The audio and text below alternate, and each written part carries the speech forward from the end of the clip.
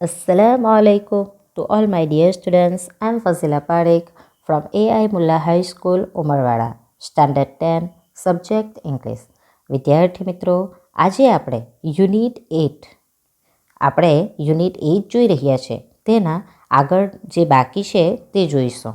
આપણે part 1, part 2, part 3માં જે પક્ષીઓ વિશે જોઈ ગયા છે. કયા કયા પક્ષીઓ વિશે આપણે જોયું? આપણે ટેલર બર્ડ વિશે જોયું, આપણે હોર્નબિલ વિશે જોયું, આપણે સુગડી વિશે જોયું, ત્યાર પછી આપણે ગીધ વિશે જોયું અને હાઉસ સ્પેરોને આપણે કઈ રીતે બચાવી શકીએ છીએ તેના વિશે જોયું. હવે આપણે આગળ જોઈશું. Shubhangi said, one more question દીદી. હજુ એક પ્રશ્ન છે. કોની પાસે? શુભાંગી પાસે. તો શું કહે છે? વન મોર ક્વેશ્ચન દીદી, એમ એટલે કે હજુ મને એક પ્રશ્ન પૂછવો છે. એવું એ કોને કહે છે? દેવાંગીને. દેવાંગી સેડ, ઓહ શ્યોર. દેવાંગી શું કહે છે? જરૂરથી તું મને પૂછ. Shubhangi says, please tell me about migratory birds.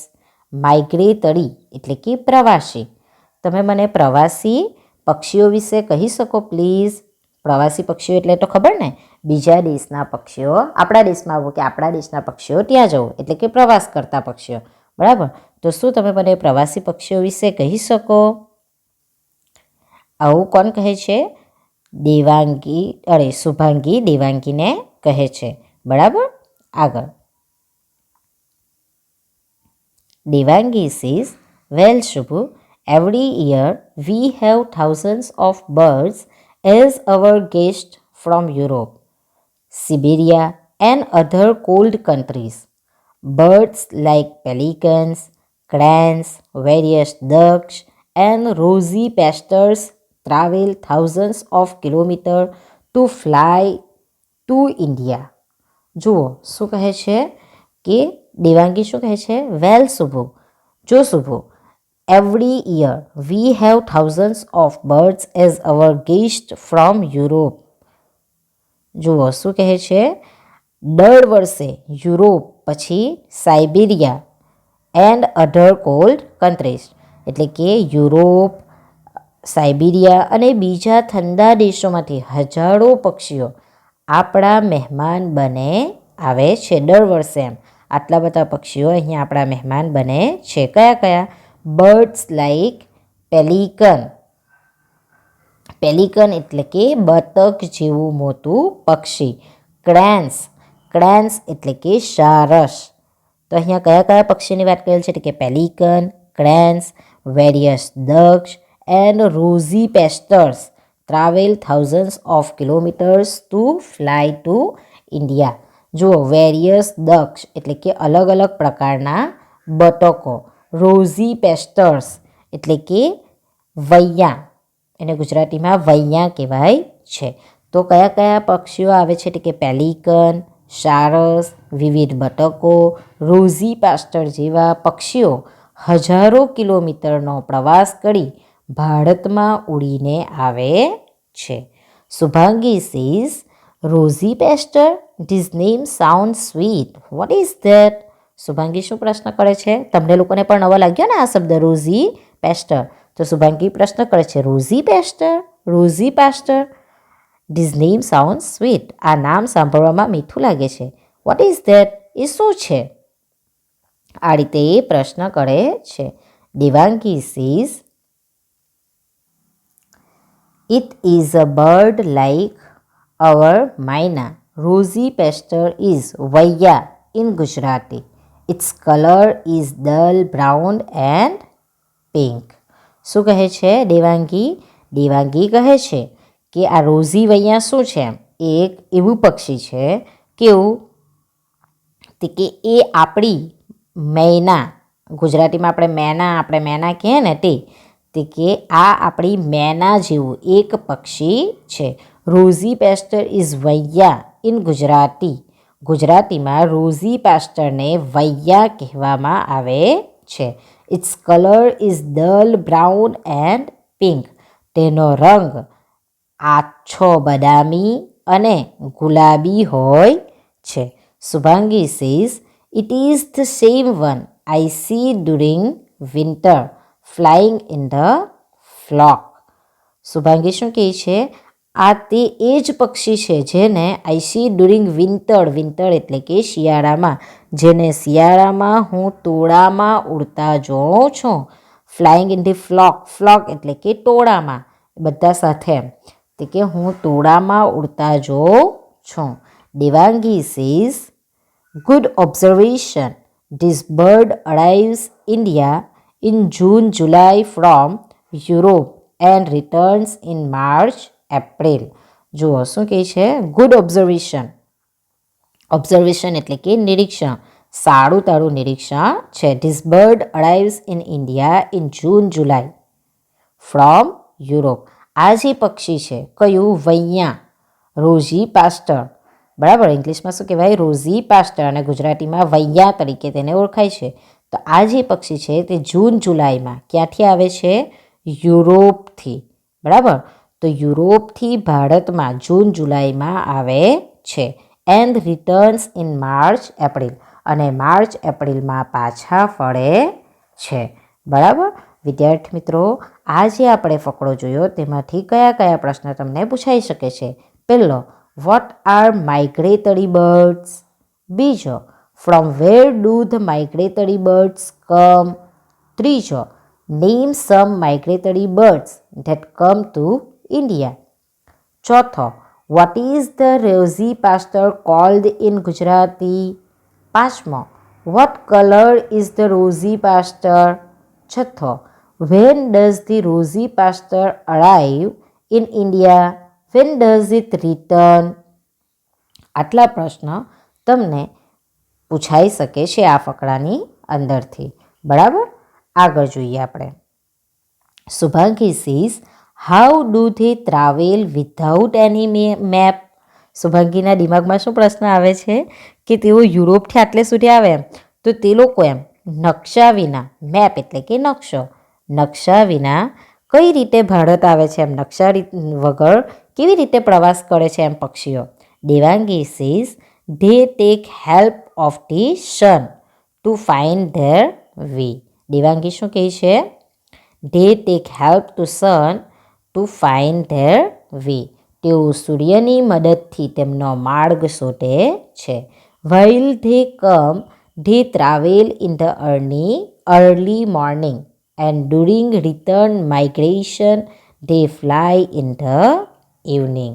જુઓ શું કહે છે? While they come, they travel in the early morning. તેઓ આવે એમ, જ્યારે આવવાના હોય ત્યારે સવારે વહેલા પ્રવાસ કરે છે. અર્લી મોર્નિંગ એટલે કે વહેલી સવારે પ્રવાસ કરે છે. એન્ડ ડ્યુરિંગ રિટર્ન માઇગ્રેશન, અને વળતા જે હોય, વળતા એટલે કે પાછા ઇન્ડિયાથી યુરોપ જવાનો જે હોય તે વળતા પ્રવાસમાં તેઓ ક્યારે એ કરે છે? ફ્લાય ઇન ધ ઇવનિંગ એટલે કે સાંજે ઉડે છે. આ રીતે એ લોકો પોતે પોતાનો રસ્તો શોધે છે. બરાબર. Shubhangi says, do they all use the same pattern for migration? શું બધા પક્ષીઓ એક સરખી રીતે ઉડીને પ્રવાસ કરે છે? Devangi says, of course not. Migratory birds fly in different patterns. શું કહે છે દેવાંગી? જરાય નહીં, પ્રવાસી પક્ષીઓ જુદી જુદી રીતે પ્રવાસ કરે છે. Birds like cranes, ducks and geese fly in a formation of V shape. શું કહે છે? સારસ, બતક અને હંસ જેવા પક્ષીઓ વી આકારની ગોઠવણીમાં ઉડે છે. કેવા આકારની ગોઠવણીમાં ઉડે છે? વી આકારની ગોઠવણીમાં ઉડે છે. Certain ducks, warblers and flycatchers travel in groups. અમુક બતકો, વોર્બલર અને મક્ખીમાર, ફ્લાય કેચર્સ એટલે કે મક્ખીમાર જેવા પક્ષીઓ શેમાં ઉડે છે? સમૂહમાં, ગ્રુપ્સમાં એટલે કે સમૂહમાં ઉડે છે. તમે આકાશની અંદર જોઈ શકો છો. આપણે અમુક વાર જોઈએ છીએ કે વી શેપની અંદર અમુક પક્ષીઓ ખબર એકદમ શેપની અંદર ઉડતા હોય છે. તો આપણે આકાશમાં જોવાનું એમ, તો આપણને ખબર પડે કે કયા આ બધા માઇગ્રેશન પક્ષીઓ, પ્રવાસી પક્ષીઓ છે કે આપણા ઇન્ડિયાના છે એમ. બરાબર. તો અહીંયા શું કહ્યું છે કે સારસ, બતક અને હંસ જેવા પક્ષીઓ વી આકારની ગોઠવણીમાં ઉડે છે અને અમુક બતકો, વોર્બલર અને મક્ખીમાળ જેવા પક્ષીઓ શેમાં ઉડે છે? સમૂહમાં ઉડે છે. બરાબર. આ જે આપણે ફકરો જોયો તેમાંથી આપણને કયા પ્રશ્ન પૂછાઈ શકે? તો પહેલો, how do the migratory birds travel without any map? બીજો, in which pattern do cranes and geese fly? ત્રીજો, which birds travel in group? આટલા પ્રશ્નો આપણને આ ફકરામાંથી પૂછાઈ શકે છે. બરાબર. આગળ,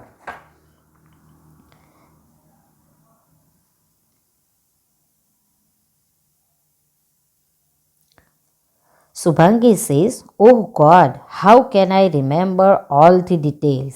શુભાંગી શું કહે છે?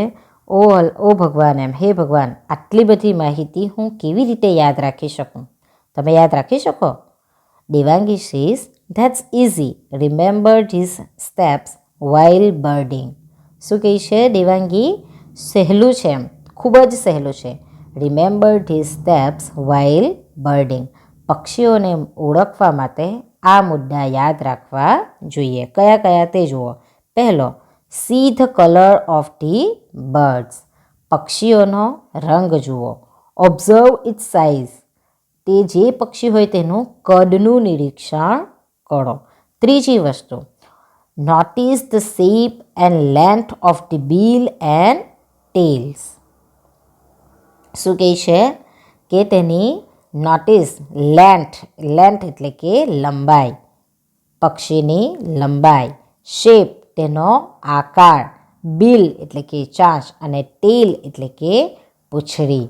એટલે કે જે બી કોઈ પક્ષી હોય તેની ચાંચ અને પૂંછડીનો આકાર અને લંબાઈ અને તે કેવા આકારનું છે તે યાદ રાખો, ધ્યાન રાખો એમ. પછી ચોથી વસ્તુ કઈ ધ્યાન રાખવાની કઈ છે? Place of site like perched on a tree or wire, in water body, open ground, grassland or sky.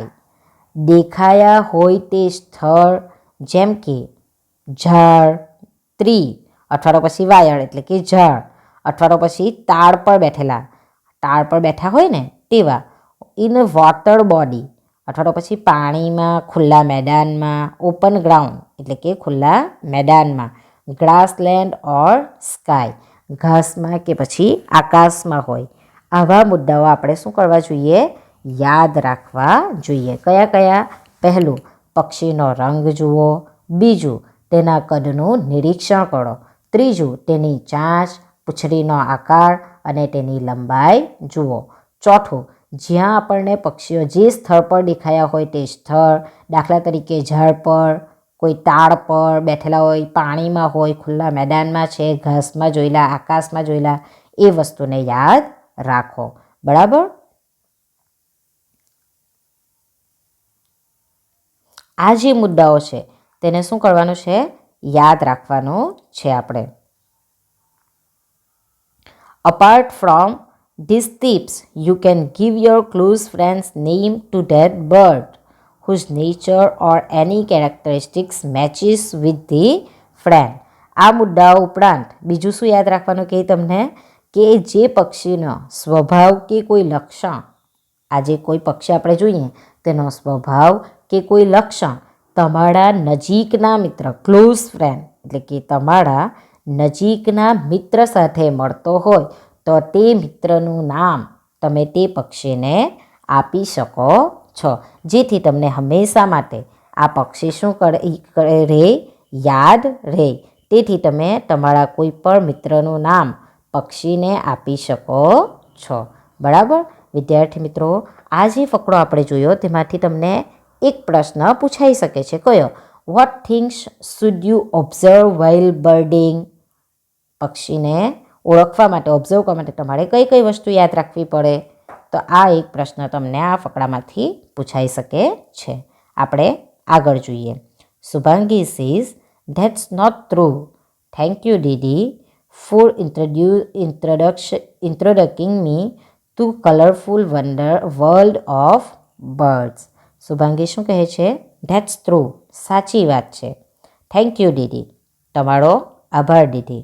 Four introducing me to the colourful world of birds. પક્ષીઓની રંગીન દુનિયા સાથે મારો પરિચય કરાવવા બદલ આભાર દીદી તમારો. આટલા બધા પક્ષીઓની માહિતી આપી તો તમે પણ તેમનો આભાર માનવો જોઈએ ને. તો અહીંયા શુભાંગી દેવાંગીને શું કહે છે? થેન્ક યુ દીદી, તમે મને આટલી સારા બધા પક્ષીઓ વિશે માહિતી આપી તે બદલ તમારો આભાર. Devangi says yes my brain fever bird. હા, મારી બ્રેન ફીવર પક્ષી. Mitra says what is this, vote is that. Mitra પાસે હવે આ પાછું એને નવું શબ્દ યુઝ કર્યો ને, બ્રેન ફીવર પક્ષી, બ્રેન ફીવર બર્ડ. તો પાછી મિત્રા પાછી પૂછે છે કે તે વળી શું એમ, વોટ ઇઝ ધેટ, તે વળી શું. Shubhangi said a bird like Shubhangi. Shubhu search about this bird. Shubhangi શું કહે છે? શુભાંગી જેવું એક પક્ષી. Shubhu, Shubhu search about this bird. તે પક્ષી વિશે માહિતી મેળવ. શુભુ તે પક્ષી વિશે માહિતી મેળવ. આ કોણ કહે છે? અહીંયા શુભાંગી પ્રિન્ટિંગમાં મિસ્ટેક થયેલી છે, દેવાંગી કહે છે. શું કહે છે Devangi? A bird like Shubhangi. Shubhangi જેવું એક પક્ષી. શુભુ તે પક્ષી વિશે માહિતી મેળવ. Mitra says remember Shubhu, we need birds on the earth as they eat up insects harmful to our crops. They are also helpful in spreading of seeds. They entertain us with their sweet calls. Take care of birds. They are the true indicators of a healthy environment. Subhangi says, thank you Didi. Mitra says remember Shubhu. જુઓ, આટલી બધી દેવાંગીએ શુભાંગીને માહિતી આપી. ત્યાર પછી મિત્રા શુભાંગીને શું કહે છે? રિમેમ્બર શુભુ, યાદ રાખજે. રિમેમ્બર એટલે કે યાદ રાખજે. શુભુ, શુભાંગી યાદ રાખજે. શું યાદ રાખજે?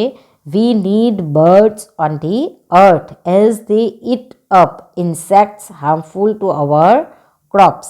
ઇન્સેક્ટ્સ એટલે કે જંતુઓ, હાર્મફુલ એટલે કે ખતરનાકવાળા, બરાબર. ક્રોપ્સ એટલે કે પાક, આપણે જે ખેતરમાં વાવેલું હોય તે આપણો પાક. તો શું કહે છે? પૃથ્વી ઉપર આપણને પક્ષીઓની જરૂર છે. શા માટે? કારણ કે તેઓ પાકને નુકસાન કરતા જંતુઓ ખાઈ જાય છે, તેથી આપણને પક્ષીઓની જરૂર છે. They are also helpful in spreading of seeds. તે આપણને કઈ રીતે મદદ કરે છે? બીજ ફેલાવવામાં. સીડ્સ એટલે કે બીજ, બીજ ફેલાવવામાં પણ તેઓ આપણને મદદરૂપ થાય છે. They entertain us with their sweet calls. તેઓ આપણને તેમના મીઠા અવાજથી, મીઠા કલરવથી આપણું મનોરંજન કરે છે. Take care of birds. પક્ષીઓની સંભાળ લો. They are the true indicator of healthy environment. તેઓ સ્વસ્થ વાતાવરણના ખરા સૂચક છે. ઇન્ડિકેટર્સ એટલે કે સૂચક, સૂચન કરવું, બરાબર. તો કે તેઓ સ્વસ્થ વાતાવરણના ખરા સૂચક છે. આવું મિત્ર કોને કહે છે? શુભાંગીને કહે છે. આ વસ્તુ આપણે પણ ધ્યાનમાં રાખવાની છે કે પક્ષીઓ આપણને ખૂબ જ ઉપયોગી છે, આપણને ખૂબ જ મદદરૂપ થાય છે, બરાબર. શુભાંગી સેઝ થેન્ક યુ દીદી. શુભાંગી અંતે શું કહે છે? આભાર દીદી. વિદ્યાર્થી મિત્રો, આજે આપણો છેલ્લો પેરેગ્રાફ આપણે જોયો, તેમાંથી આપણને એક પ્રશ્ન પૂછાઈ શકે છે. કયો? એક, how are birds useful two અસ. આપણને પક્ષીઓ કઈ રીતે મદદરૂપ થાય છે? આ પ્રશ્ન તમને પૂછાઈ શકે છે, બરાબર. વિદ્યાર્થી મિત્રો, આપણો અહીંયા આ પાઠ પૂર્ણ થાય છે. આપણે અહીંયા ખૂબ બધા પક્ષીઓ વિશે માહિતી મેળવી છે અને તેનાથી આપણે એક વસ્તુ શીખવાનું છે કે આપણે પક્ષીઓને શું કરવાનું હોય છે? મદદરૂપ થવાનું હોય છે. આપણે તેને દાણા નાખવા જોઈએ, તેને પાણી પીવા આપવું જોઈએ, બરાબર. તો વિદ્યાર્થી મિત્રો, પક્ષીઓ જે મૃત થઈ રહ્યા છે આપણા કારણે તેને આપણે બચાવવા જોઈએ. અને પક્ષીઓ આપણને ખૂબ જ રીતે મદદરૂપ થતા હોય છે. વિદ્યાર્થી મિત્રો, આપણે અહીંયા આપણો આ વિડીયો પૂર્ણ કરીએ છીએ. આપણો પાઠ અહીંયા પૂર્ણ થાય છે. થેન્ક યુ વિદ્યાર્થી મિત્રો.